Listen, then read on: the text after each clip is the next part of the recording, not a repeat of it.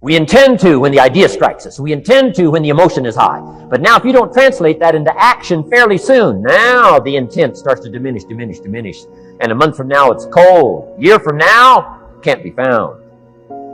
So act. Set up a discipline when the emotions are high and the idea is strong and clear and powerful.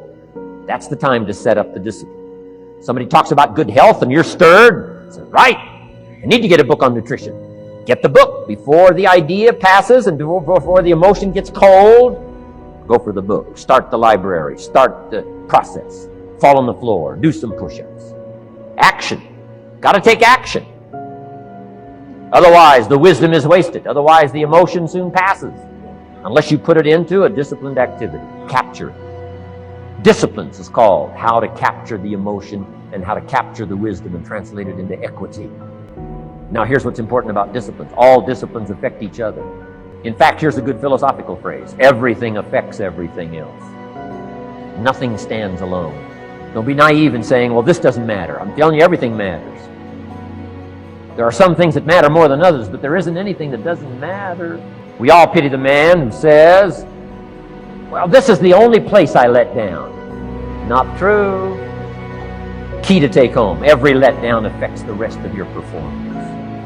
Every letdown affects the rest. This is part of the educational process on personal development. If you don't take the walk around the block, you probably won't do the apple a day. If you don't do the apple a day, you probably won't start building your library.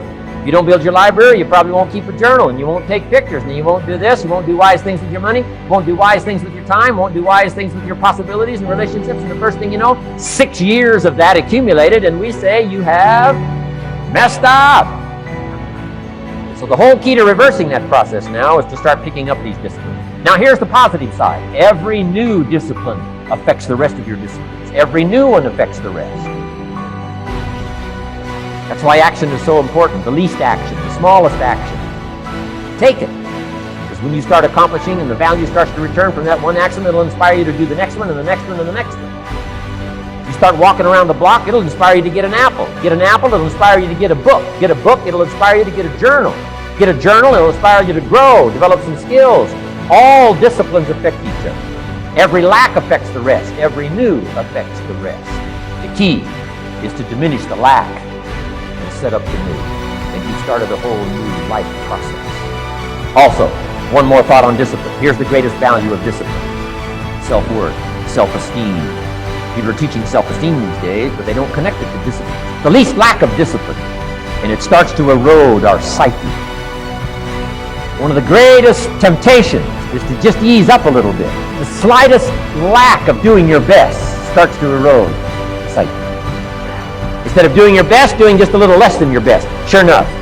You say, well, it's just going to affect my sales. No, it's going to affect your consciousness.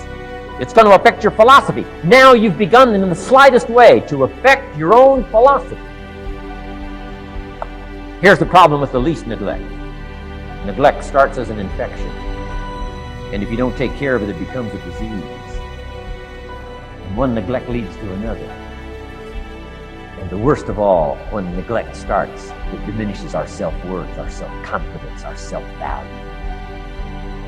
You say, well, how can I get back my self-respect? I'm telling you, you don't have to go to 29 classes.